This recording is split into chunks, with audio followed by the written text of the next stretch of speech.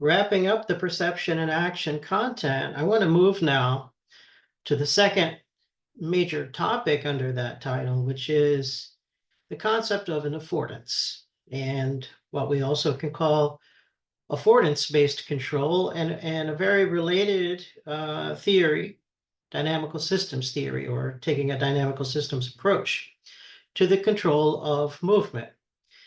So this is going to be, maybe we can think of this as something of an alternative to some of the classic control theory ideas that we covered in the previous notes. And it's also important perhaps to note that the concept of affordance-based control derives from Gibson's ecological approach. And we're going to revisit some of the concepts from the ecological theory, namely some of the invariant patterns found in optic flow, because as I described them previously, these invariant patterns are very useful for the control of action. And one of the things that we need to do is to think about the perceptual control of action. And that's a subtle but important phrasing here, because when I was describing the control theory ideas of feedback and feed-forward control, I referred to the control of action there as something done by a controller in a feedback or feed-forward loop right in the plant. And here we can potentially eliminate that stage that we refer to as a controller if we suggest that, let me repeat the term, perceptual control of action. So now if we suppose that perception can directly control action, we eliminate some of these stages of processing of information and simplify the entire concept of how skilled action and quote unquote motor control is achieved. In fact, we don't really necessarily call it motor control, excuse me, under the heading of perception and action, because of the idea that the perception is sort of directly feeding into action systems. This may hopefully become more clear once we talk about the concept of the affordance and the concept of dynamical systems theory. So let's get into that. As we have described previously, we have asked questions such as, what is it that we're perceiving when we perceive the world around us? And we have talked about, we perceive objects, and we can, of course, recognize and name objects, and we perceive a three-dimensional world, and we perceive objects in terms of having their shape, size, and distance, and so forth. And these are, of course, all things that we know people can do. But if we wanted to try to distill the concept of perception down to something more direct and more simple and maybe more universal for all perceiving animals, we might suggest that the real true object of perception is this word we're going to call an affordance, which is a term that Gibson had coined. So how do we define this term affordance?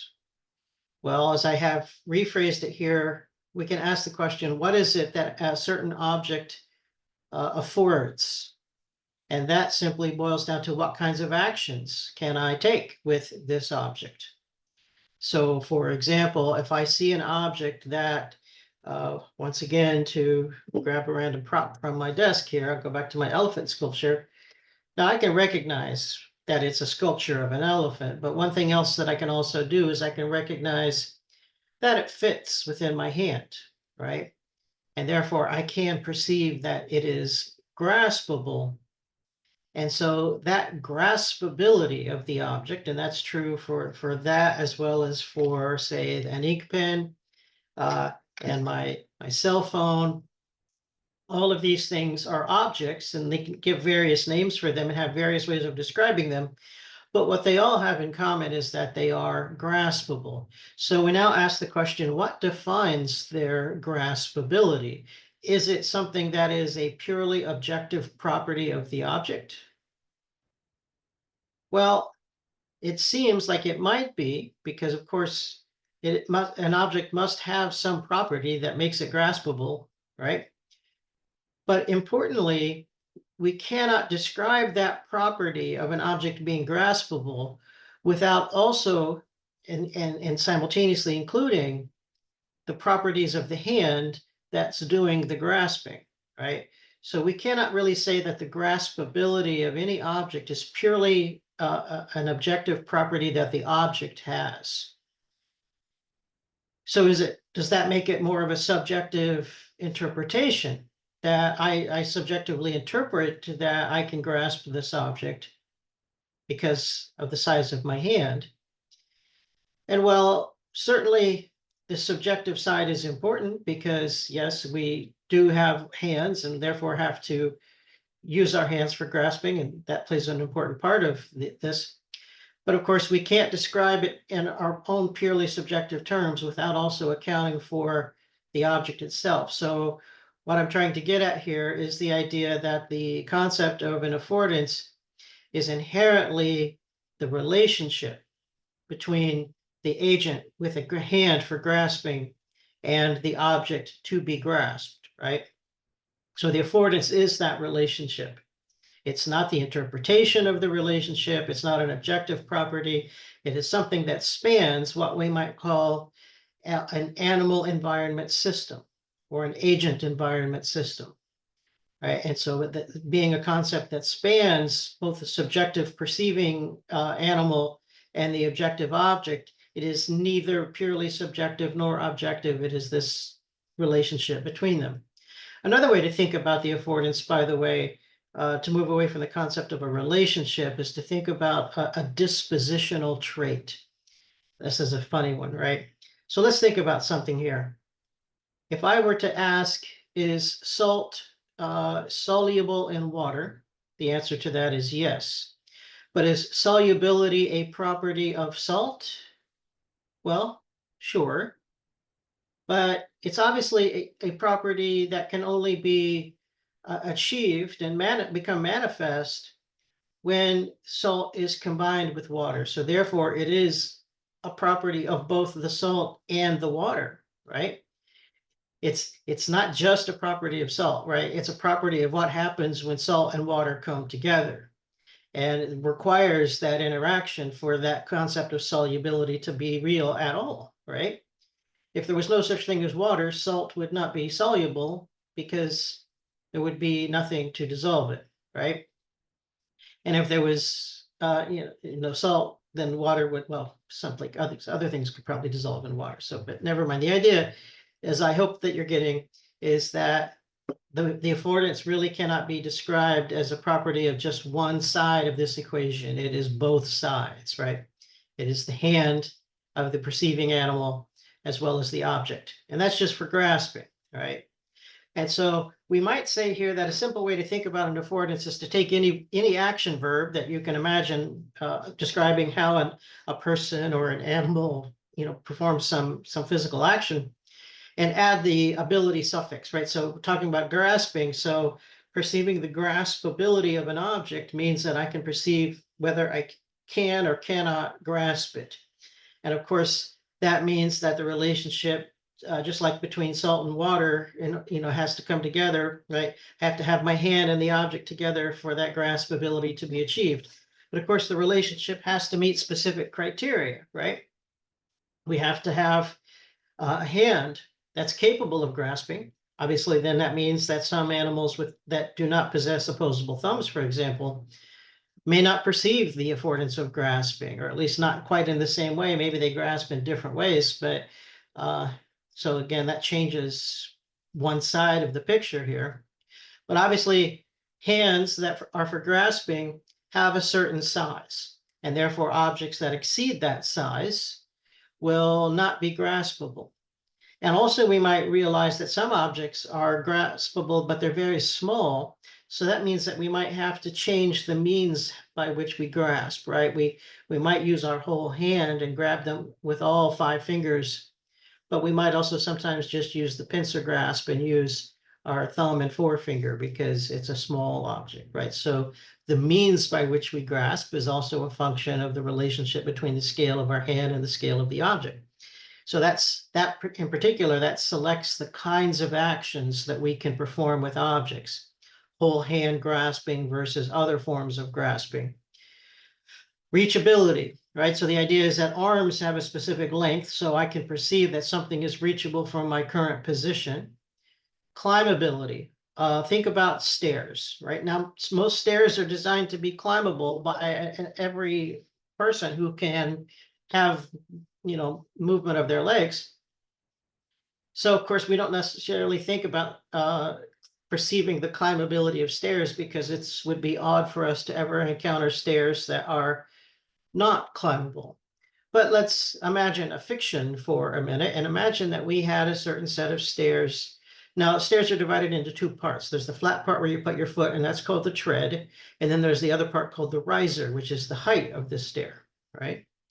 So one way to think about the climbability of stairs is to think about what's known as the tread depth, which is how wide is the part where you put your foot. Obviously, that has to be some sufficient size that you can fit your foot on it, right? Now, if you can just barely get a toe hold, maybe, and if you're an experienced mountain climber, maybe that's fine, right? It's just enough to get a toe hold. You can still perceive that as being climbable, but maybe you don't if you don't think that you have the ability to get your foot onto that, right? Now, on the other hand, think about the riser height. So people vary in terms of how tall they are, which means includes how long their legs are. And so for one person, if we increase the riser height to be, very, very tall, tall person with long legs might still be able to lift their knee up high enough to clear that step and keep and climb those stairs. But a shorter person might not be able to do that. This is exactly the research that Bill Warren did. So if you look in the papers that I've provided for supplements, one of the papers that Warren did in the 1980s was a manipulation of the riser height of stairs, right? And so he brought in a wide variety of participants that all varied in their height and their leg length. And he had them just stand at a distance and look at their stairs while he would randomly manipulate the height of the riser of the stairs and ask whether they could climb it normally the way you do normal two-legged climbing, or whether they might have to switch to another mode of climbing, more like climbing a ladder where you have to kind of do your arms and legs all together, right? And the idea is that, well, as you would increase the riser height, at some point, someone would switch their judgment from, yes, I could climb that normally, to no, I'd have to switch and use some other mode of climbing like a ladder, right? Or mountain climbing or something. Now, importantly, small people with shorter legs versus longer legs would pick different points, right? Because obviously, if you're a shorter person, it would be a shorter riser that where you would switch your judgment. And if you're a taller person with longer legs, you would switch your judgment with higher riser heights. But one of the things that Warren found in this experiment was that when he measured the actual leg length of his participants and compared that to the riser height, where the subject had switched their judgment from, yes, I could climb that, to no, it was always at the same ratio. And I can't quote it off the top of my head, but I think it was something like 0.88 or 0.89 or something like that. And you can go look in the paper and see. And so what that means is that it seems as if all of the subjects, regardless of how tall they were and how long their legs were equally tuned in to this relationship between themselves and the stairs, that anytime that riser height exceeded this particular ratio of 0.88 or 0.89 relative to their own leg length, it changes their judgment of how and whether they could climb those stairs.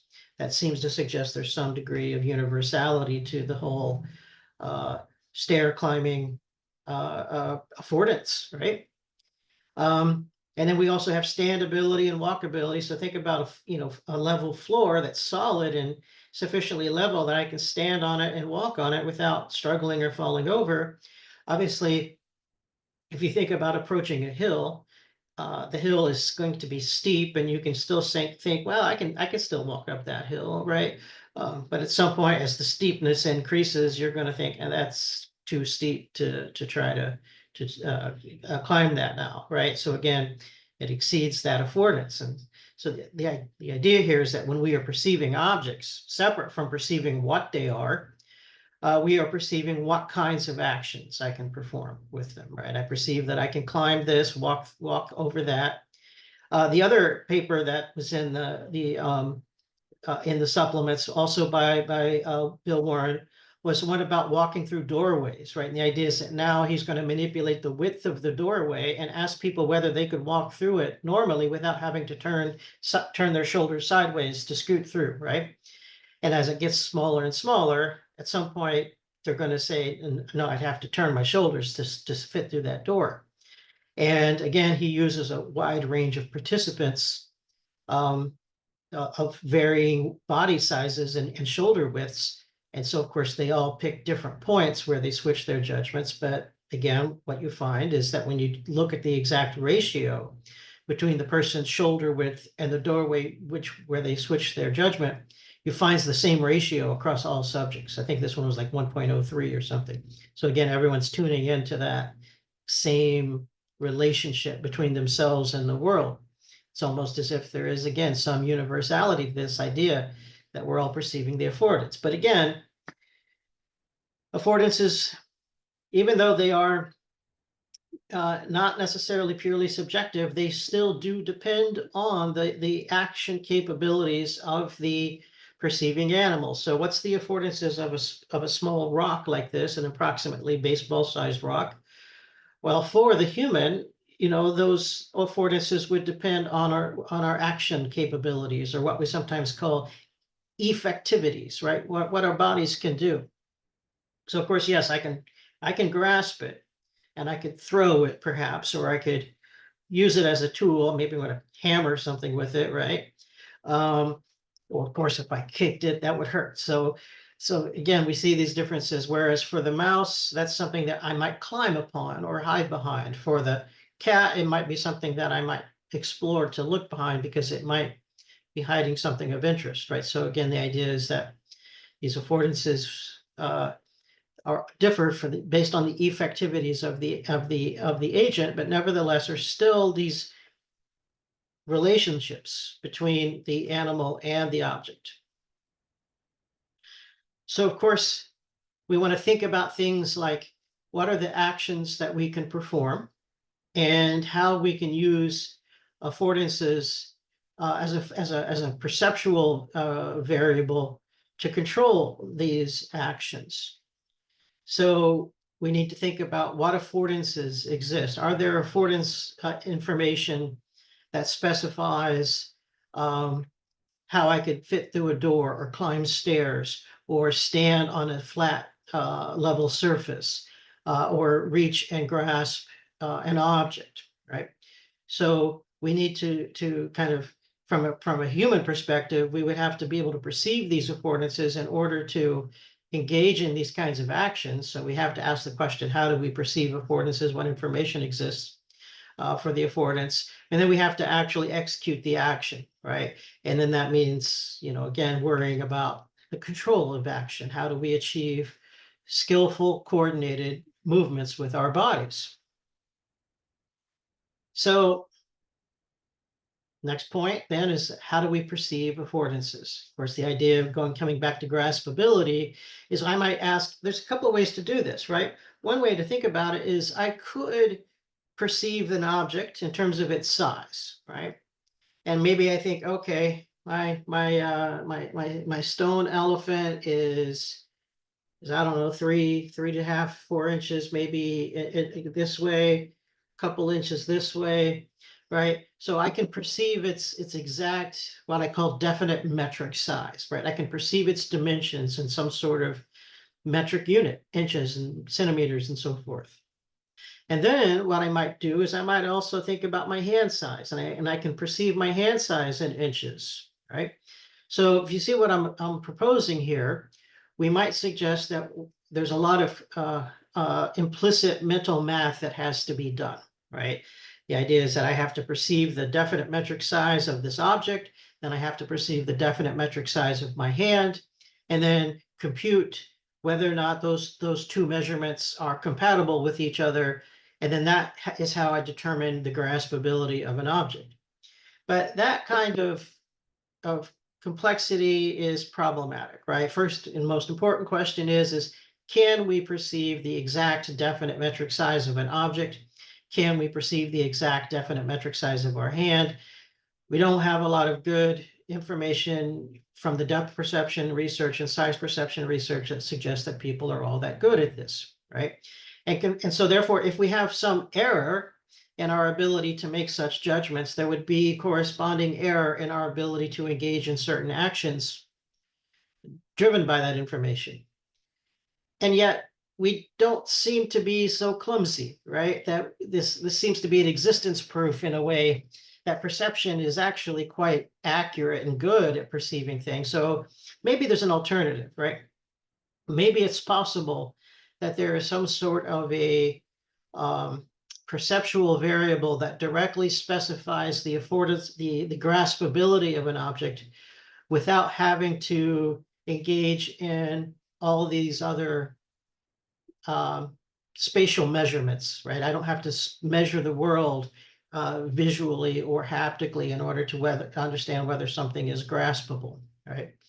And as I had mentioned before, there's this idea of other properties that are relevant to graspability, such as the sturdiness or the delicateness of the object, or whether it's so small I have to pick it up with my tooth with a pincer grasp instead of a whole hand grasp, right? So I have to first perceive the affordance. Let's say that we do, without getting into further detail yet about exactly how that might happen. And then after we do so, we have to execute the action. All right, so this is the second part. So that means that in order to achieve movement, I have to, or to achieve a goal, I have to move my body somehow. Right. So I'm going to shift the topic away from grasping to another kind of affordance, which is perceiving that I can stand on a surface and stand upright. And so let's think about another way to control our actions here. And this also maybe helps us to capture the effect that I was talking about before of the perceptual control of action. So in this case, what's happening is that I want to maintain posture. I don't want to fall over. I just want to be able to stand upright. So as we have learned with the moving room experiment, we use optic flow to do that, right? If I start to lean forward, that's going to generate outflow from the wall in front of me. And that tells me that I'm falling forward. Of course, I'm also going to have some vestibular input and some kinesthetic input as well. So all of that information might be integrated to provide some information that I am leaning forward or maybe leaning backwards, right? So how do I account for that? Well, especially when we focused on just the visual component here, what I can do is that if I start to generate some radial outflow because I'm falling forwards, my action is to lean backwards. And leaning backwards will cancel out that optic outflow and keep me from falling over. Conversely, if I'm falling backwards, that will cause this radial inflow, and my reaction ought to be to lean forward to cancel that out. So now what I have is I have what I could call a postural rule. And that rule is move so as to keep the optic flow as close to zero as possible. And we can call this a control law, right? But it's a control law that doesn't necessarily require a lot of computational stuff from a controller in a control theory sense. Rather, it simply is just a case where visual information feeds directly into an action system, right? So when experiencing inflow, radial inflow patterns, that information should directly feed into an action system that causes me to lean forward. And when experiencing radial outflow patterns, that perceptual information would directly feed into an action system that causes me to lean backward, right? I don't have to do any kind of computational stuff here.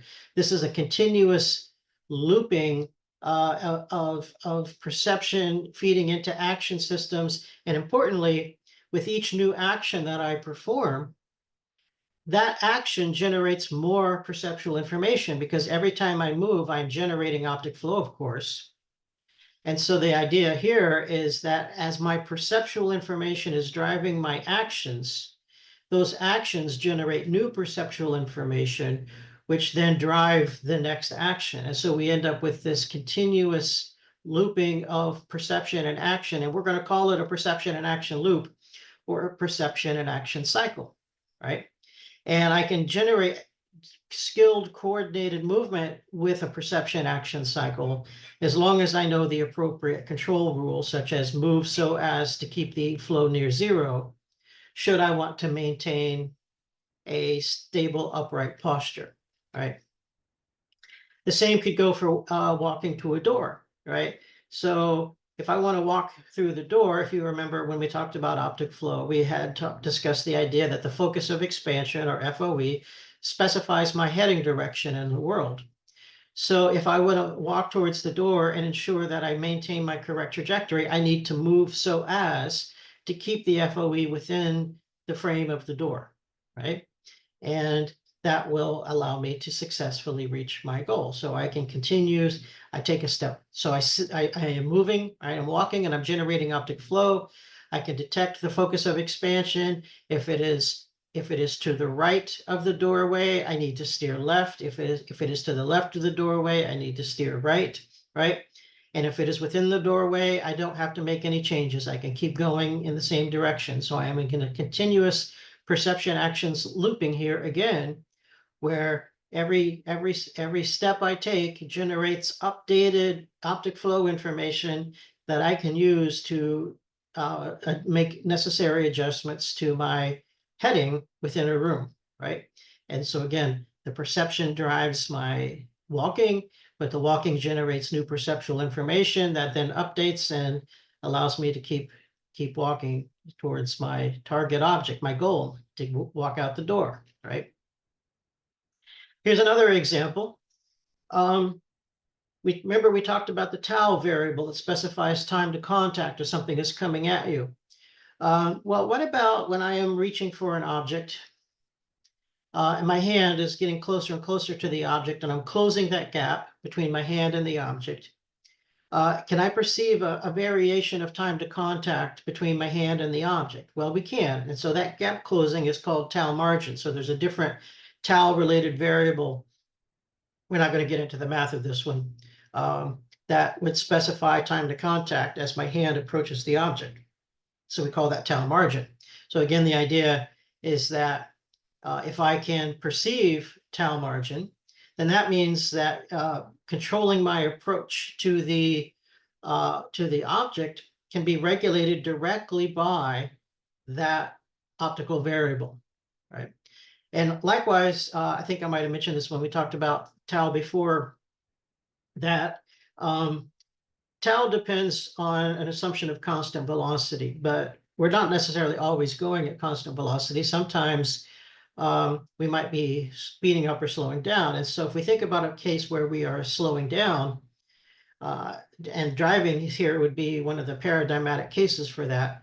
Imagine you're trying to stop, right? So you're approaching an intersection, there's a red light, cars in front of you are already stopped, and you need to control the braking of your car so that you don't collide into the cars in front of you that are already stopped.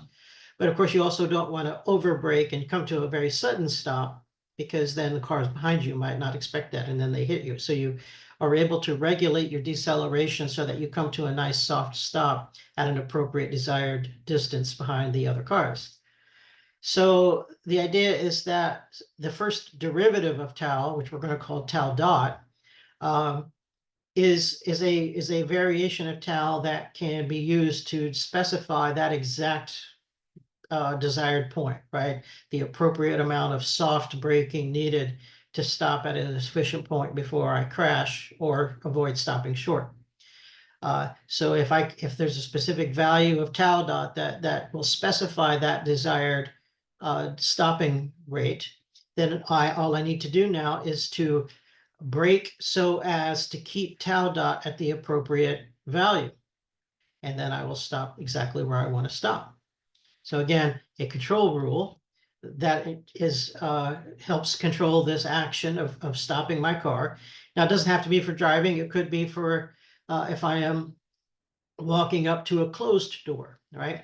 And I want to decelerate as I approach it so that I can take my time to reach out and open and turn the handle and open it. So I could possibly use tau dot here as a way to approach my slowing down as I walk towards an object like that.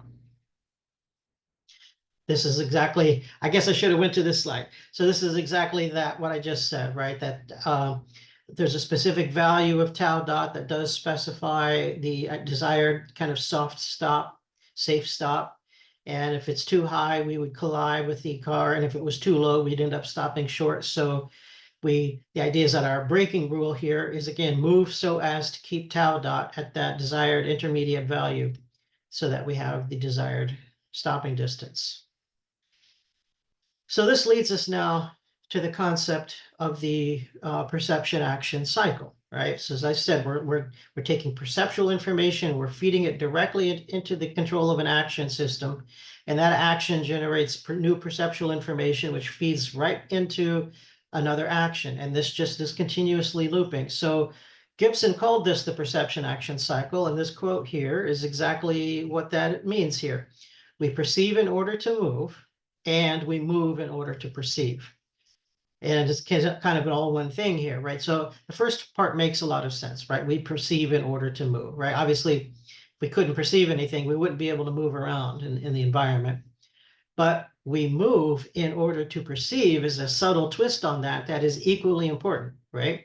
The idea is that without movement, we would not have any perceptual information. Gibson makes a huge deal about this, that we're never static, right? We can't stand still like a statue, and we never really do. In fact, even if I were strap somebody down, their eyes are still moving and everything. So the idea is we are really truly constantly moving, and it is through this constant action that we are engaging in that we are generating perceptual information, and that perceptual information is then used to keep us moving. And that moving keeps generating new perceptual information, and this never stops, right? So perception is enabling action, but action is enabling perception at the same time, right? And one of the important points about this is that from this perspective, it would essentially be kind of a wrong-headed thing to try to study perception as its own kind of system that is completely separate and independent of action systems. And likewise, it is wrong to study action or motor control systems as if they are totally separable from perceptual systems. This concept of perception action essentially treats these two systems as not two systems, but one system, right? Perception and action are one single system. That's a real important point that I want you to make sure that you get out of all of this, right? So we say that they are intertwined and don't exist without the other. That's what I mean, right? Is that you can't have perception without action, and you can't have action without perception. They are one system, right? That's what that boils down to.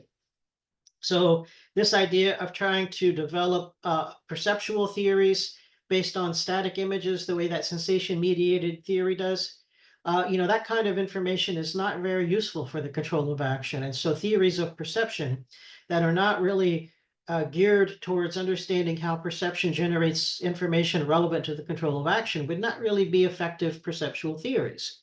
And likewise, theories of action that don't really emphasize the important nature of the structure of the perceptual information that's used would not be very good theories of action either, right?